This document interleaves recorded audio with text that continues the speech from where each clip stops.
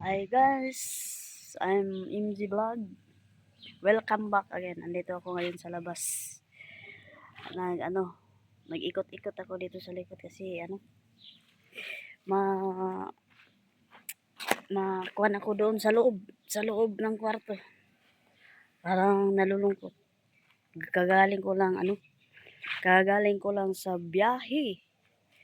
Ngayon andito ako, sa likod nila. Dito ako ngayon sa Al-En Masjid 2. Ito ang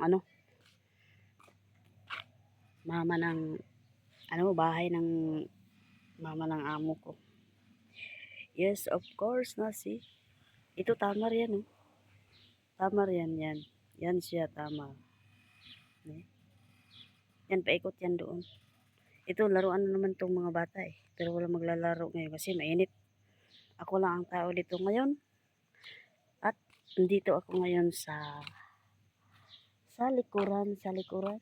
See? Dito sa may daanan na maliit. Yun siya, may manok, pero bawal tayo papasok diyan. Kasi magagalit yung may-ari diyan kasi hindi yan sa atin. Stricta pa naman yung matanda na yun. Dito lang ako nagpa-ikot-ikot, pahangin-hangin. At kumusta diyan sa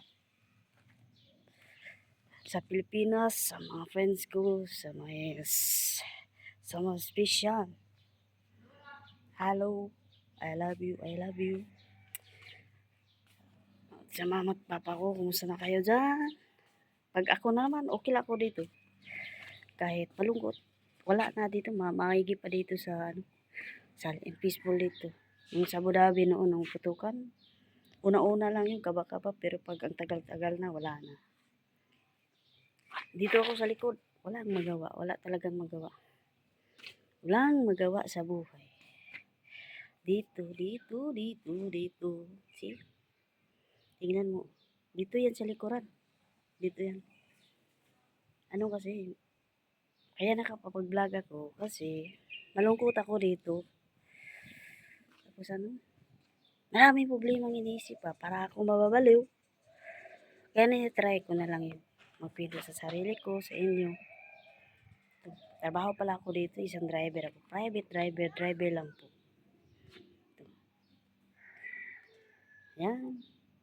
Yan, walang katao-tao.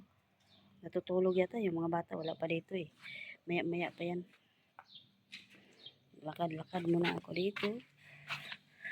Dito sa may sa likuran. Walang magawa sa buhay. See? Ito lang gawin. Wala. Kwento ng kwento. Wala namang kinikwento. Pang good vibes lang po. Ito na lang po. Bye-bye. Welcome. Doon banda. O doon. Yan, laruan ng mga bata. Yan.